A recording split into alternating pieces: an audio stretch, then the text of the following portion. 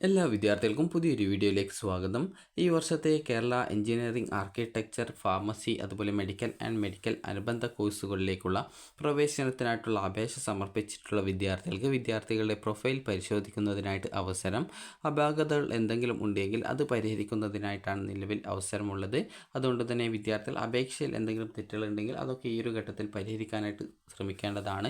2024-25 അധ്യയന വർഷത്തെ കേരളത്തിലെ എഞ്ചിനീയറിംഗ്, ഫാർമസി, ആർക്കിടെക്ചർ അതുപോലെ മെഡിക്കൽ അനുബന്ധ കോഴ്സിലേക്കുള്ള പ്രവേശനത്തിനായിട്ട് ഓൺലൈനായിട്ട് അപേക്ഷ നൽകിയിട്ടുള്ള വിദ്യാർത്ഥികൾക്ക് അവരുടെ പ്രൊഫൈൽ പരിശോധിക്കുന്നതിനും അപേക്ഷയിലെ തെറ്റുകൾ വല്ലതും ഉണ്ടെങ്കിൽ അത് പരിഹരിക്കുന്നതിനുമുള്ള അവസരം 16-ാം തീയതി വരെ, അത് 11:59 വരെ പ്രവേശന പരീക്ഷാ കമ്മീഷണറുടെ വെബ്സൈറ്റായുള്ള ce.kerala.gov.in എന്ന വെബ്സൈറ്റ് ലഭ്യമാക്കിയിട്ടുണ്ട്.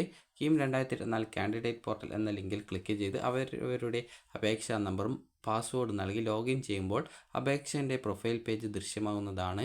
അപേക്ഷകരുടെ പ്രൊഫൈൽ പേജിൽ അപേക്ഷയിൽ അനുവദിച്ചിട്ടുള്ള വ്യക്തിഗത വിവരങ്ങൾ, നേറ്റിവിറ്റി, സംവരണം, മറ്റ് ആനുകൂല്യങ്ങൾ സംബന്ധിച്ച വിവരങ്ങൾ എന്നിവയും വിദ്യാർത്ഥിയുടെ ഫോട്ടോ, ഒപ്പ് അതുപോലെ തന്നെ എന്നിവയും ദൃശ്യമാകുന്നതാണ്.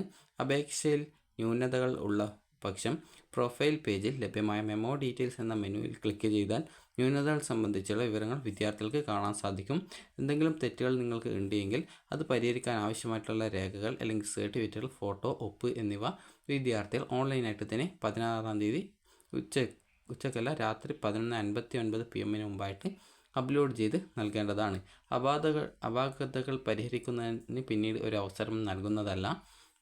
അനുബന്ധ രേഖകളോ സർട്ടിഫിക്കറ്റുകളോ പ്രവേശന പരീക്ഷാ കമ്മീഷണറുടെ കാര്യാലയത്തിലേക്ക് അയക്കേണ്ടതില്ല. അതുപോലെ തന്നെ പ്രോസ്പെക്ടസ് വ്യവസ്ഥ അനുസരിച്ച് കേരളീയരായവർക്ക്, അതായത് കേരളൈറ്റ് അവർക്ക് മാത്രമാണ് സാമുദായിക പ്രത്യേക സംവരണത്തിനോ ഫീസ് ആനുകൂല്യത്തിനോ അർഹതയുള്ളത്. ഇത്തരം സംവരണം ആനുകൂല്യങ്ങൾ തെളിയിക്കുന്നതിന് ആവശ്യമായിട്ടുള്ള സർട്ടിഫിക്കറ്റുകൾ വിദ്യാർത്ഥികൾ സമർപ്പിച്ചിട്ടുണ്ടെങ്കിലും കേരളീയനാണെന്ന് തെളിയിക്കുന്നതിന് ആവശ്യമായിട്ടുള്ള രേഖകളുടെ അഭാവത്തിൽ പ്രസ്തുത സംവരണം ആനുകൂല്യം റദ്ദ് ചെയ്യപ്പെടുന്നതായിരിക്കും. അതിനാൽ കാൻഡിഡേറ്റ് പോർട്ടലിലെ നേറ്റിവിറ്റി മെമ്മോ ലഭിച്ചിട്ടുള്ള വിദ്യാർത്ഥികൾ ആവശ്യമായിട്ടുള്ള രേഖകൾ അപ്ലോഡ് ചെയ്ത് നേറ്റിവിറ്റിയിലെ അപാകതകൾ പരിഹരിക്കേണ്ടതാണ്.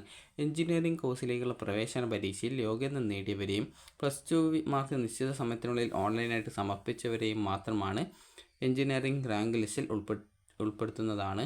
ഫാർമസി കോഴ്സിലേക്കുള്ള പ്രവേശന പരീക്ഷയിൽ യോഗ്യത നേടിയവരെ മാത്രം ഫാർമസി റാങ്ക് ലിസ്റ്റിൽ ഉൾപ്പെടുത്തുന്നതാണ്.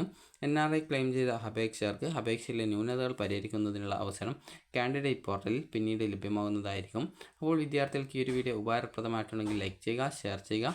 Thank you for watching.